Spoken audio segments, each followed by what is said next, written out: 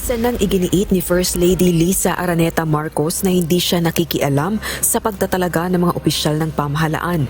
Nagbabala rin ito sa mga gumagamit sa kanyang pangalan upang makakuha ng posisyon sa gobyerno. Batay kay Pangulong Ferdinand Bongbong Marcos Jr., walang impluwensya sa kanya ang First Lady kaugnay ng pagtatalaga ng government officials. Maging sa mga isyung politika, patakaran at programa ng pamahalaan, hindi anya siya nadidiktahan ng kanyang may bahay. Gayunman, kung usaping legal, dito niya kinukonsulta ang asawa dahil sa pagiging well-trained lawyer nito. Ginawa nito ang pahayag sa espesyal na media interview sa Malacanang araw ng Lunes, January 23, 2023. Really has no input on that. The First Lady helps me in terms of the organization, because she's actually very, very good at that. Organizing which office, how the workflow goes, where the documents go through.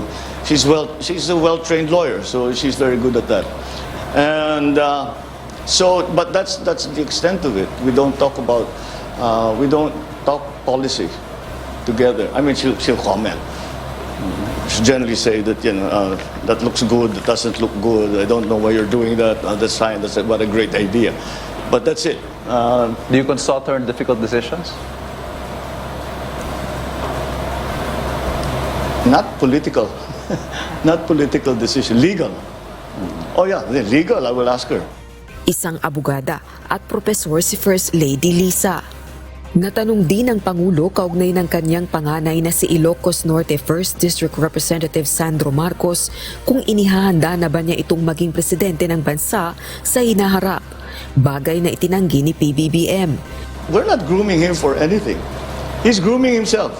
He has decided on this career in politics, and he will handle it the way he does. Dagdag pa nito, walang long-term plan para mailagay ang kanyang anak sa pinakamataas na posisyon sa gobyerno. First-time member ng House of Representatives ang 28 anyos na si Congressman Marcos. Samantala, itinanggi naman ng Pangulong may plano siyang italaga bilang Presidential Advisor ang dating Social Welfare Secretary na si Erwin Tulfo.